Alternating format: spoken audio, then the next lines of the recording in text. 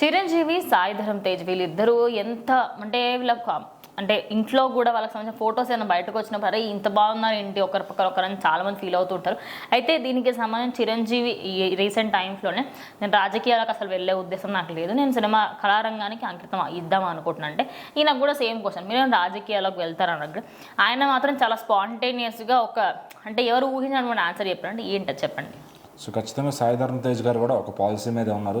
నాకు సినిమాలు చాలండి, దీని మీద వచ్చేదాంతో నేను తినగలిగి నేను ఒక 10 మందికి హెల్ప్ చేసుకుంటూ నాకు ఇంతే చాలు, నాకు పెద్ద రాజకీయాల్లోకి వెళ్ళిపోవాలి, ఏదో చేసేయాలి, నన్ను ఎవరినో ఒకవేళ ఇన్వైట్ చేసినా కూడా నేను నో అనే చెప్తాను. ఎందుకంటే దానికి చాలా ఒక పేషెన్స్ అండ్ నాలెడ్జ్, ఎక్స్పీరియన్స్ అన్నీ కావాల్సి వస్తుంది.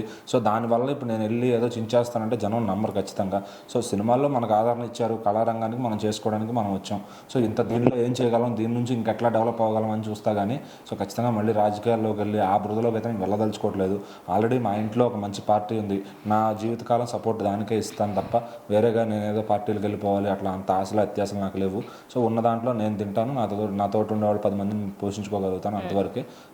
ఇదే మరి చిరంజీవి గారు కూడా మొన్న అదే చెప్పారు. ఆ మాట ఏంటి అంటే రాజకీయాలకు నేను దూరంగా ఉంటాను, కళారంగానికి మాత్రమే నేను పరిమితం, నా జీవితం అంకితం అని చెప్పారనమాట. సో మరి మేనమామ రూట్లోనే మేనల్లుడు కూడా వెళ్తున్నాడు అని ఫ్యాన్స్ అందరూ కూడా సంబరపడుతున్నారు. సో ఆయన చెప్పిన ఆ మాటని అప్పుడు ఈయన ఎక్కడో ఇంటర్వ్యూలో చెప్పిన మాటని అంటే వీళ్ళంతా కూడా ఒక లైన్ మీదే వెళ్తున్నారు, కరెక్ట్గా ఉన్నారు ఫ్యామిలీ అంతా. అంటే మెగా ఫ్యామిలీ ఇంకా రాజకీయాలు వద్దు అనుకుంటుంది అయితే క్లియర్గా అర్థమవుతుంది. అంటే పవన్ కళ్యాణ్ లెగసీని కంటిన్యూ చేయాలి అంటే ఇప్పుడు అక్కడ ఓన్లీ నాగబాబు మాత్రం ఉన్నారు. అంటే ఆయన అన్నీ తీసుకోలేరు కదా. ఇన్కేస్ ఇప్పుడు ఆయన ఇప్పుడిప్పుడే స్టార్ట్, ఎవరో ఒకళ్ళు ఇంకొక సపోర్ట్ ఉంటే ఒక థర్డ్ పిల్లర్ లాగా బాగుంటుందంటారు. మరి మీరేమంటారు దానికి? అంటే వీళ్ళు యాక్చువల్లీ సినిమా హీరోలు కాబట్టి కేవలం వీళ్ళ ఫ్యాన్ ఫాలోయింగ్తోనే జనం వచ్చేస్తారు అంటే సినిమా చూడటానికి వస్తారు, వీళ్ళని చూడటానికి వస్తారు. కానీ ప్రజానాయకుడిగా నిలబడ్డప్పుడు ఇతను చేస్తాడా లేదా అనే విషయం దగ్గర వాళ్ళు ఖచ్చితంగా నమ్మరు.